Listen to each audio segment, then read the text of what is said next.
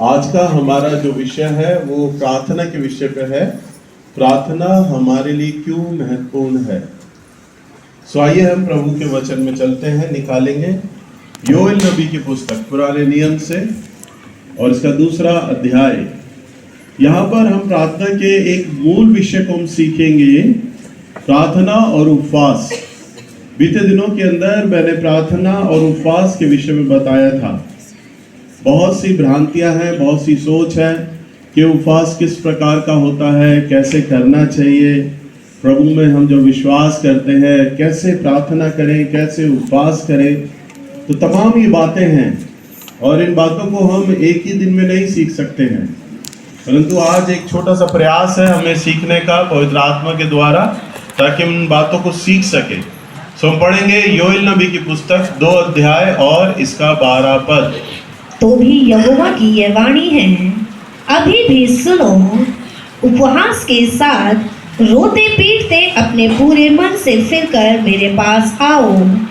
अपने वस्त्र नहीं, अपने मन ही को फाड़ कर और अपने परमेश्वर यहोवा की ओर फिरो, क्योंकि वह अनुग्रहकारी, दयालु, विलंब से क्रोध करने वाला, करुणा निधान और दुख देकर पछताने हारा है।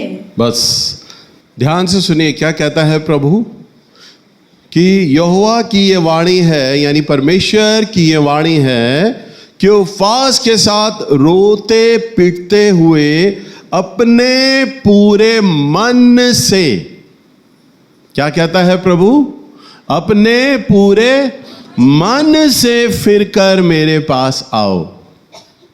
अपने वस्त्र नहीं वरन अपने मन को फाड़कर यहोवा की ओर फिरो। अगर आप ध्यान दें तो जो परमेश्वर है यहाँ पर एक वस्त्र के विषय में बोल रहा है कि वस्त्र नहीं वरन मन को फाड़कर। तो परमेश्वर की जो दृष्टि में जो उपवास रखना है ना, वो मन के विषय में है। किसके विषय में है? मन के विषय में। और आज नाना प्रकार के जो धर्म के लोग हैं, बस एक रीति रिवाज है, फलाना दिन आ गया है, हमें उपवास करना है, हमें व्रत रखना है, हम ये खाना खाएंगे, रखेंगे, तब हम खोल देंगे, हम व्रत में ये खाएंगे, हम ये कपड़ा पहनेंगे। परंतु परमेश्वर इन तमाम चीजों से परे है। प्रभु आपके उपवास में कोई फॉर्मेलिटी नहीं मांगता, कोई औपचारिकता नहीं मांगता। परमेश्वर का जो ध्यान है ना, जो सोच है प्रभु का जो मन है, ध्यान से सुनिए, प्रभु ऐसे उपवास को पसंद करता है जिसमें आपका मन परमेश्वर के साथ जुड़ा हो। यहां पर वो कहता है अपने मन को फाड़ कर, अपने पूरे मन से फिरकर, यानी हमारी जो अपराध हैं, हम जो पाप करते हैं, हमारे भीतर जो बुराइयां हैं, प्रभु कहता है उनसे फिरना है। उनसे क्या करना है? फिरना है। यहां पर लिखा है उपवास के साथ रोते पीटते हुए अपने पूरे मन से फिरकर मेरी ओर लौटो। अपने पूरे मन से। और हमें क्या चिंता रहती है? हमें व्रत में रखा है, हमें आज उपवास में हम ये खाएंगे, ये कपड़ा पहनेंगे, इन्हीं चीजों में ध्यान होता है। पर मन पे कोई चिंतन नहीं होता। हमारा मन क्या सोचता है, ध्यान से सुनिएगा। अगर आप इस समय जितने भी लोग यहां पर हैं, चाहे वे कलीसिया के लोग हों, क्वायर के लोग हों, यानी मैं भी हूं, अगर आप अपने मन का अवलोकन करें, मन को जांचें, चेक करें, उसका सर्वे करें, आपको पता चल जाएगा आपका मन कहां जा रहा है। पल प्रतिपल, हर दिन आप क्या विचार करते हैं, आप क्या सोचते हैं, वह सोच आपकी क्या चल रही है। हर एक व्यक्ति, प्रभु का वचन कहता है, मनुष्य तो अपनी दृष्टि में अपने आप को खरा ही पाता है। नीति वचन में लिखा है, क्या कहता है प्रभु? मनुष्य तो अपनी दृष्टि में अपने आप को खरा ही पाता है, परंतु यहोवा मन को तोलता है। हालेलुया।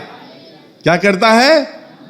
यहोवा मेरे पास बहुत सारे लोग नीचे आते हैं ना, तो वो बोलते हैं भैया हमने किसी के साथ आज तक बुरा नहीं किया, हमने किसी का गला नहीं काटा, मैं बड़े अच्छे से चलता हूं, पर लोग मेरे साथ क्या बुराइयां करते हैं, मेरे साथ क्या विपदा चल रही है, मेरे पर यह बीमारी क्यों चल रही है।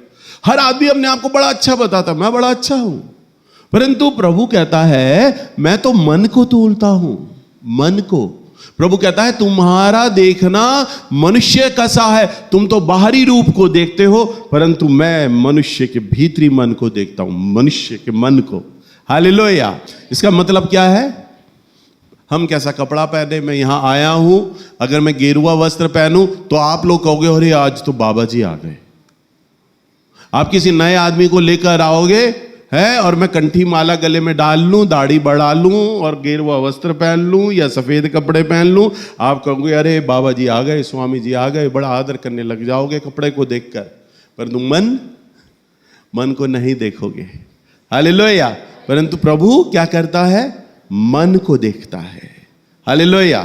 कहता है मन से फिरना है, हमें अपने पाप के पुराने स्वभाव से फिरना है। हमारा जो स्वभाव चल रहा है हमें उसकी ओर फिरना है। यानी हमें यह कभी नहीं सोचना कि मैं बहुत अच्छा हूं, मैं बहुत भला हूं, मेरा स्वभाव बड़ा अच्छा है, मैं बड़ा पवित्र हूं। ना, प्रभु मन को तोलता है, ये बात याद रखना। और जब आप प्रार्थना में प्रभु के संग बैठेंगे तो आप प्रभु से कहिए, प्रभु जी मेरे जीवन में कहां क्या क्या कमियां हैं। सबसे पहला तो मैं आपको एक अवलोकन बता देता हूं।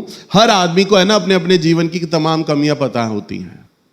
हर आदमी को अपना नेचर पता, मुझ में गुस्सा बहुत है, मेरे अंदर ईगो बहुत है, अहम बहुत है, यानी मैं लोगों को बड़ी जल्दी माफ नहीं करता, मैं भूलता नहीं, मैं झूठ बोलता हूं, मेरे मन में अशुद्धताएं हैं, विचार हैं, वे विचार के विचार आते हैं, मैं पाप करता हूं, मैं नशे की आदतें हैं मेरे भीतर। ये जो आपका मन है ना, जो विवेक आपकी बहुत सी कमियां बता देगा, बहुत सी गलतियां बता देगा। और जब प्रार्थना में बैठो ना तो इन पर प्रभु से सामर्थ्य मांगो। प्रभु मैं झूठ नहीं बोलना चाहता, मैं लड़ना नहीं चाहता, मैं गुस्सा नहीं करना चाहता, मैं बहुत शॉर्ट टेम्पर्ड हूं, बहुत जल्दी गुस्सा आ जाता है, मैं चाहता हूं कि मैं लोगों से प्यार से मिलूं, मेरे अंदर आपका प्रेम हो पिता, दया हो आपकी, पर मैं बहुत जल्दी गुस्सा खा जाता हूं। प्रभु आप पापियों को क्षमा कर देते हैं, परंतु मेरे भीतर वो क्षमा वाला मन है ही नहीं। आप मुझे सामर्थ्य दें कि मेरे भीतर वो क्षमा वाला मन आ जाए। हालेलुया। आप मुझे क्या दें, सामर्थ्य दें। क्या दें, सामर्थ्य दें। प्रभु मैं एक पवित्र जीवन जीना चाहता हूं पर नहीं जी पाता, मेरे मन में अशुद्धताएं हैं, बुरे विचार आते हैं। प्रभु वो आप कर सकते हैं, क्योंकि आपने कहा है मैं पवित्र हूं इसलिए तुम भी पवित्र बनो। हालेलुया। तो प्रभु आपका वचन कहता है, प्रभु से कहिए, प्रभु आपका वचन कहता है जो मनुष्य के लिए असंभव है वो प्रभु आपके लिए संभव है। मैं ये बुराइयां छोड़ना चाहता हूं, मैं फिरना चाहता हूं, पर मुझे सामर्थ्य दें कि मैं इन बुराइयों से बाहर आ सकूं। तो परमेश्वर आपकी प्रार्थना को सुनेंगे उपवास में, और तब वो आपको सामर्थ्य प्रदान करेंगे। जब आप गुस्सा करते थे, आपके गुस्से पे प्रभु अब रोक लगाने लग जाएंगे, लगाम लगाने लग जाएंगे। अशुद्धता के जो विचार, वे विचार के जो विचार आपके मन में आते थे, अब वो कम होने लग जाएंगे, उनकी गति कम होने लग जाएगी, उनका प्रभाव आपके ऊपर कम होने लग जाएगा। जो आप लोगों को क्षमा नहीं करते थे, कठोर मन था, अब आपका मन करेगा मैं लोगों से मिलूं, लोगों से बात करूं, लोगों को माफ कर दूं। अब आप अपने पुराने स्वभाव से फिरने लगेंगे, पर कैसे? प्रभु की सामर्थ्य के द्वारा। हालेलुया। पर फिरना है, पर जो फिरने का जो प्रोसेस है ना, ये एक दिन में नहीं होता, ये एक दिन में नहीं होता। इसमें बहुत सारे दिन खर्च होते हैं, बहुत सारे महीने खर्च होते हैं, और आप धीरे धीरे धीरे धीरे धीरे धीरे आप प्रभु के स्वभाव में बदलने लग जाते हैं। हालेलुया। समझ पा रहे हैं ना? पर आपको आपका ध्यान क्या होना चाहिए?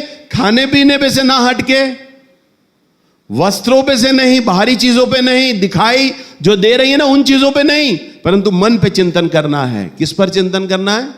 प्रार्थना जो करनी है, उपवास जो करना है, मन के चिंतन पर करना है।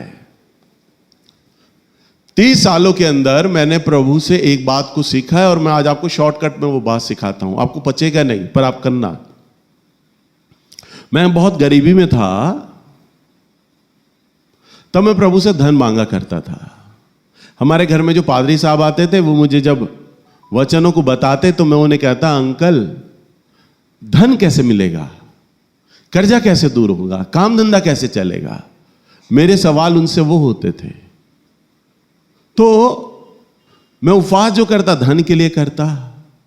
अब जब मैं सेवा में आया तो मैं दूसरों की बीमारियों के लिए प्रार्थना करने लग गया। मुझे पता चलता उसको कैंसर है, 4th स्टेज कैंसर है, वो ठीक नहीं हो पाएगा, तो मैं उसके लिए उपवास करता। प्रभु ये मरना नहीं चाहिए, प्रभु मैं प्रार्थना करता हूं आप इसके कैंसर को ठीक कर दे। अगर ये कैंसर से बच गया तो इसका पूरा घराना आपको देखेगा, आप पर विश्वास करेगा, इसके रिश्तेदार प्रभु जान लेंगे, अरे 4th स्टेज कैंसर प्रभु ने ठीक किया, वो भी प्रभु आप पर विश्वास ले आएंगे। और ना जाने मैंने कितने लोगों के लिए उपवास किए, आज वो मेरे चर्च में भी नहीं आते, मैं भी भूल गया। परंतु बहुत सारे लोग ठीक हो गए, और ठीक होने के बाद ना उस व्यक्ति ने जो ठीक हुआ था उसने भी विश्वास नहीं किया, ना उसके परिवार के लोगों ने विश्वास किया। इसलिए मेरा मन है ना ऊब गया है चंगाई की प्रार्थना को करने के लिए। मेरा मन नहीं करता। अभिषेक में कोई कमी नहीं आई। अभी 1 सेकंड में प्रभु का चमत्कार मैं आपको दिखा दूं, 1 सेकंड में। परंतु मुझे मालूम है लोग चंगे होने के बाद भी प्रभु को धन्यवाद नहीं देते, गवाही नहीं देते। जैसे ही वो ठीक होते हैं, चंगे होते हैं, वो आना बंद कर देते हैं। वो प्रभु के मन को नहीं जानना चाहते कि प्रभु ने मुझे जो चंगाई दी, मुझे आशीष दी, मेरा प्रभु मेरे जीवन से उसका क्या उद्देश्य है, क्या पर्पस है। प्रभु ने मुझे पैदा किया, मुझे पाला पोसा, आज मैं काम धंधा कर रहा हूं, आज मैं प्रभु को जान पा रहा हूं। प्रभु का क्या उद्देश्य है मेरे जीवन से, हम ये जानने का प्रयास ही नहीं करते। मैं इन चीजों के लिए उपवास करता,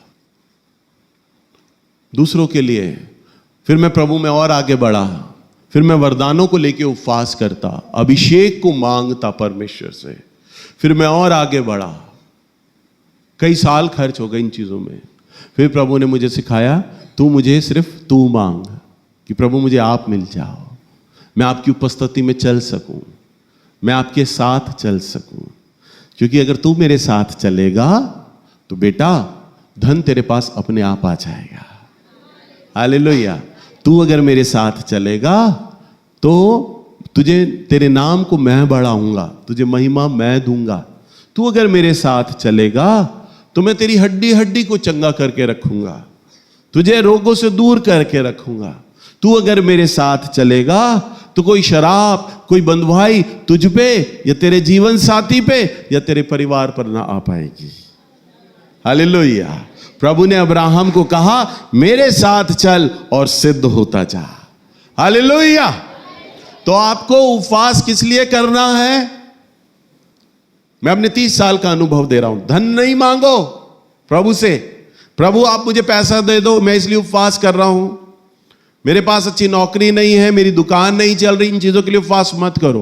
प्रभु जानता है ये सारी चीजें, वो जानता। क्या बताओगे प्रभु को? प्रभु मेरी दुकान नहीं चलती, अरे जानता है वो। भविष्यवाणी होती है ना, प्रभु उसमें आपकी समस्याओं को जानता है, वो जानता सारी बात। प्रभु कहता है मैंने तुम्हारे सर के बाल तक गिने हुए हैं। हालेलुया। आप कितनी जेब में आज पैसा लेकर आए प्रभु को यह भी पता है, सब जानता है वो, कुछ बताने की जरूरत ही नहीं है उसे। क्या बताओगे? याद दिलाओगे प्रभु को प्रार्थना करके, प्रभु मेरे पास पैसा नहीं है, उसे याद दिलाओगे। उसे ये बताओगे मेरे पास नौकरी नहीं है, प्रभु कहेगा अच्छा तेरे पास नौकरी नहीं, मुझे मालूम ही नहीं था बेटा। परंतु प्रभु से क्या मांगना है? मुझे केवल ऐसा बना कि मैं अपने मन से फिरूं, अपनी बुराइयों से फिरूं, क्योंकि तू चाहता है कि तू जैसा पवित्र है वैसा पवित्र मैं भी बनूं। हालेलुया। मैं अपने मन से फिरना चाहता हूं प्रभु, इसके लिए मुझे सामर्थ्य दे। मैं आपके संग चलना चाहता हूं। और जब आप उसके संग चलने लगोगे ना, प्रयास करने लगोगे, मेरा प्रभु आपके रोगों को चंगा करने लग जाएगा। मेरा प्रभु आपके धन को देने लग जाएगा। आपके जीवन पर आशीषें आने लग जाएंगे। हालेलुया। हर तरह की बहाली, हर तरह का छुटकारा आपके जीवन पर आने लग जाएगा। पर केवल आपको क्या करना है? मन पे चिंतन करना है। आपका हर दिन क्या सोच रहा है, क्या विचार आ रहे हैं। अगर आपको अशुद्धता के विचार आते हैं, आप उपवास में हैं, तभी उसी वक्त पवित्र आत्मा को कहें, परमेश्वर मेरे भीतर विचार फिर से आने लगे हैं, मुझे सामर्थ्य दीजिए। 1 सेकंड में प्रभु की सामर्थ्य उतरेगी आपके विचारों पर और विचार गायब। जब आप छोटे थे या आप अपने छोटे बच्चों को जब चलाते हैं, बच्चा जब 10-12 महीने का होता है तो हम उसके हाथ में वॉकर देते हैं, चलने लगता है। वो धीरे धीरे माँ बाप की उंगली को थाम के वो 2-4 कदम चलता है। हम सोफे पे बैठ जाते हैं, बच्चे को इशारा करते हैं, आजा आजा आजा, तो वो धीरे धीरे खड़ा होता है, लड़खड़ा रहा होता है, गिर जाता है। फिर हम कहते हैं खड़ा हो, आजा। फिर वो आता है, 1-2 कदम चलता है, फिर गिरता है। फिर भी हम बोलते हैं आजा आजा आजा।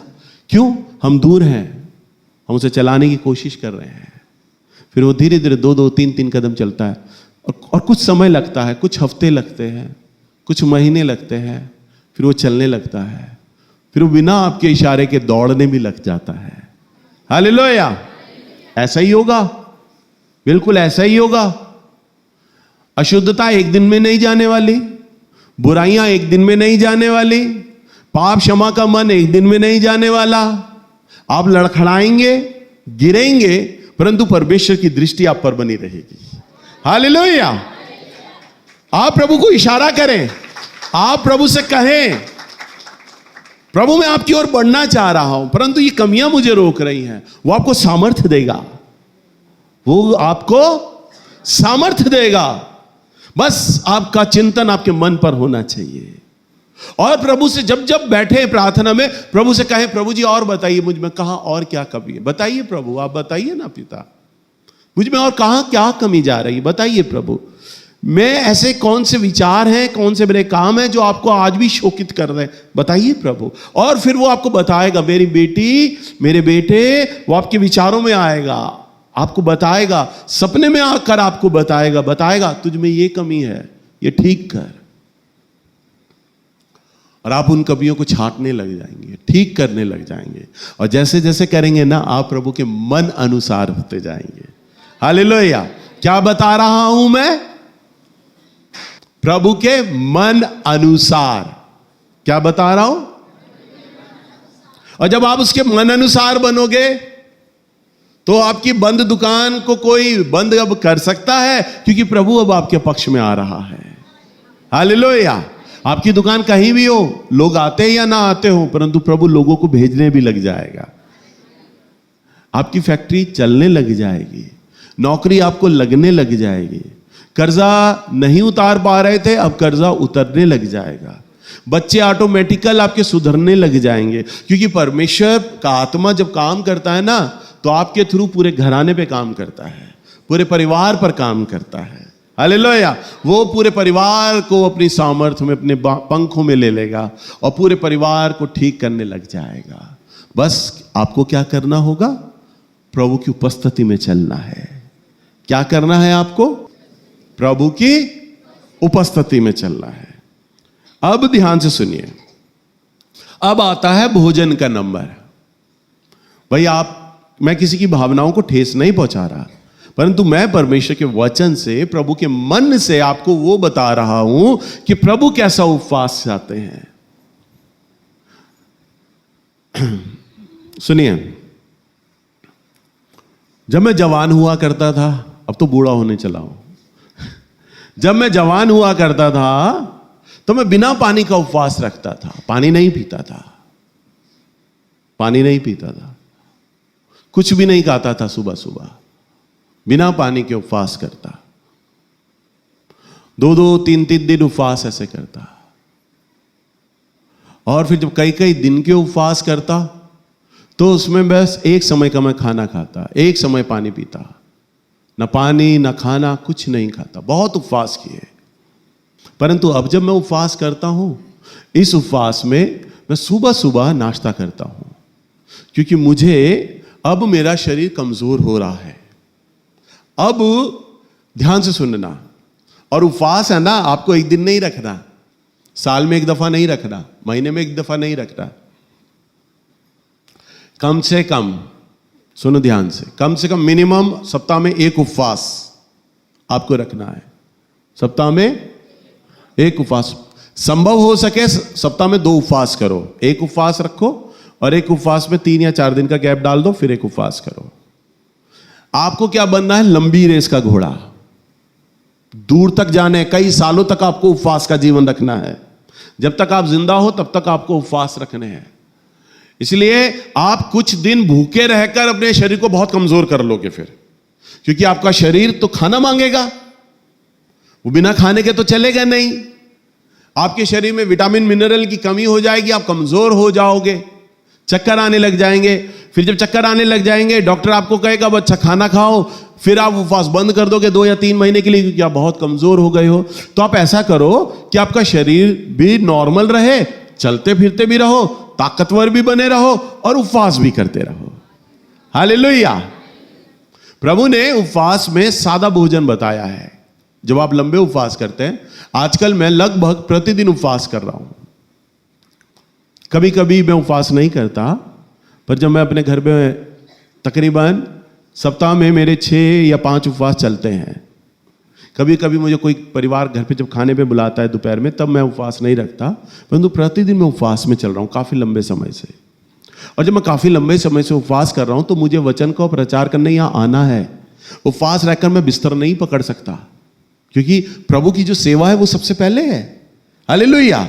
मैं उपवास किस लिए कर रहा हूं? प्रभु की सेवा करने के लिए। तो और अगर मैं सेवा ही ना करूं और उपवास करने बैठ जाऊं घर में, प्रभु कहेंगे मेरे बेटे तू अपनी तलवार में धार किस लिए लगा रहा है? गर्दन काटने के लिए। गर्दन तो तू काटता नहीं, धार लगाने में लगा है। उपवास किस लिए रख रहा है? मेरा सुसमाचार को प्रचार करने के लिए। प्रचार तो कर नहीं रहा, तू घर में बैठा है, बिस्तर पकड़ लिया तूने। तो प्रभु ऐसा उपवास नहीं चाहते। प्रभु चाहते हैं कि जब मैं उपवास करूं, मेरा शरीर भी भला चंगा रहे। अब ध्यान से सुनना, आपको एक चीज बताता हूं। मुझे लगभग 18 साल तक लगातार खांसी की बीमारी रही। खांसी की बीमारी, डिप्रेशन रहा मेरे जीवन में बहुत। उस डिप्रेशन के चलते खांसी मेरे जीवन पर आ गई, सूखी खांसी, बलगम नहीं होता था।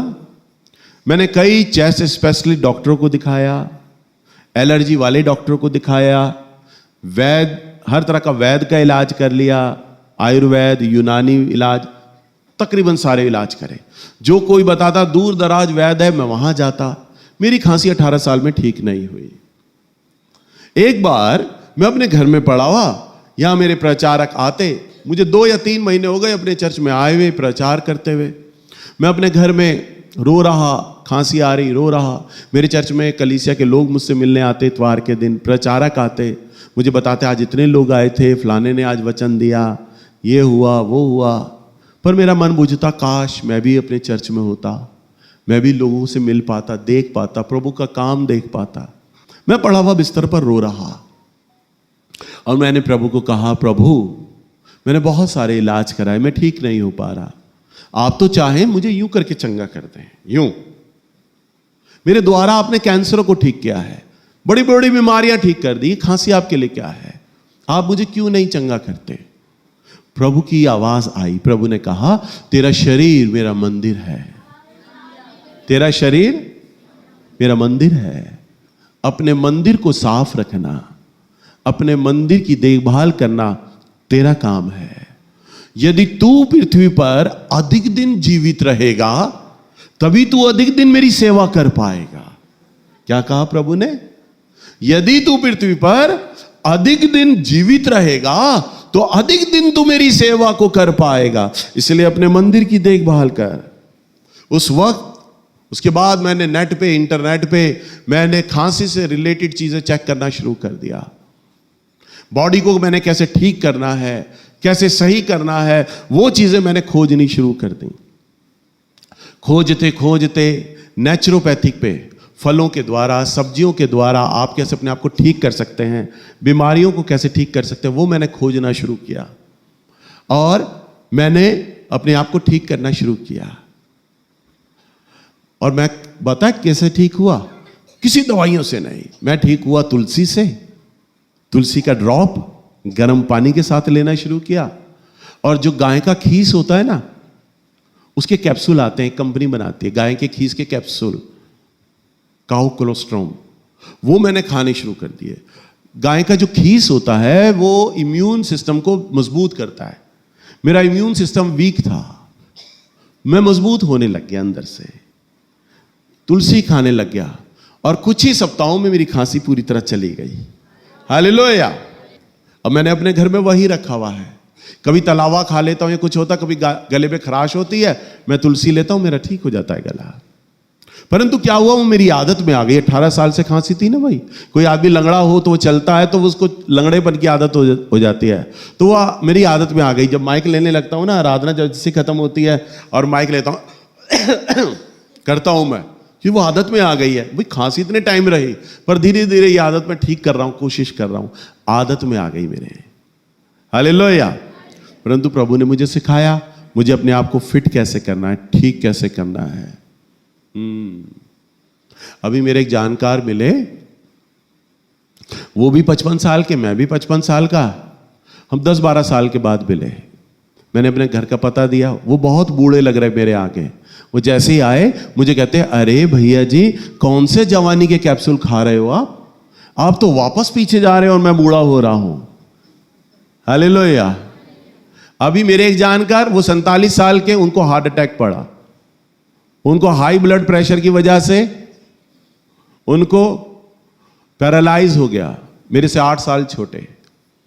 और अभी आमोस भैया के साथ मैं पहाड़ी पे गया था, टीप पर, ऊपर चढ़ाई पर, मेरे से छोटे छोटे 30-30 साल 35-35 साल के जो लोग थे ना, उनकी सांस फूल रही, वो हाथों में लाठियां लेके चल रहे, और मैं बिना लाठी लिए, बिना मेरी कोई सांस फूले, सबसे आगे आगे चल रहा।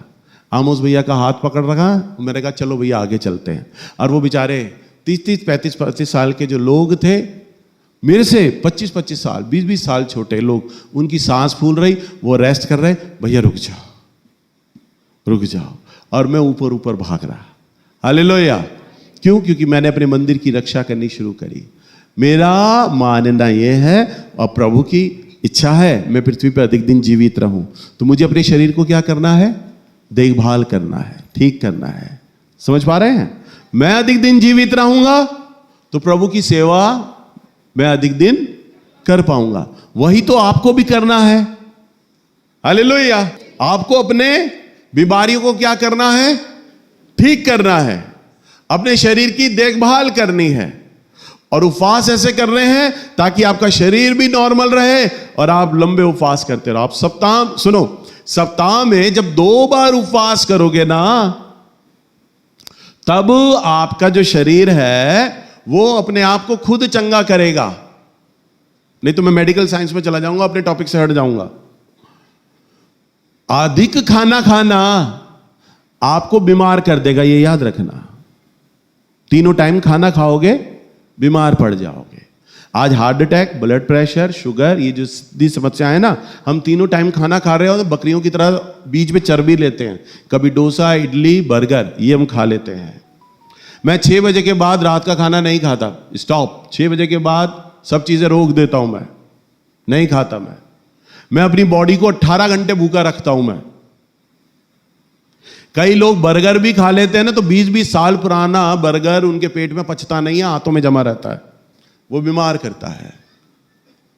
हमारा शरीर, अब थोड़ा मैं आपको समझा ही दूं, हमारा शरीर प्रभु ने ऐसा बनाया, या तो वो खाना पचाएगा, और आपका शरीर अपने आप में डॉक्टर भी है। परमेश्वर ने आपके अंदर डॉक्टर बनाया है, वो आपको ठीक भी कर सकता है। पर वो ठीक कब करता है? जब आप भूखे रहें। मिनिमम 15 घंटे जब आप भूखे रहे ना, तब आपका शरीर हीलिंग मोड पे आ जाता है, ठीक करने की मोड पे आ जाता है। Even then 4th stage cancer होना तो वो भी बैक मारेगा, वापस होगा ठीक। हार्ट की समस्या वो भी अपने आप ठीक होने लग जाएगी।